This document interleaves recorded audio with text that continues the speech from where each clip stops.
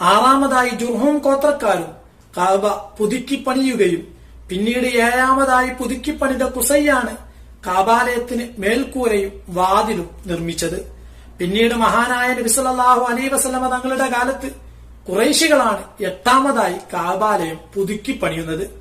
ഈ സമയത്ത് ഹജറുൽ അസ്വദ് ആരാണ് കഅബാലയത്തിൽ വെക്കേണ്ടത് എന്ന വിഷയത്തിൽ വലിയ തർക്കങ്ങളുണ്ടായി. ആ തർക്കം തിരുനബി സല്ലല്ലാഹു അലൈഹി വസല്ലമ പരിഹരിച്ചു.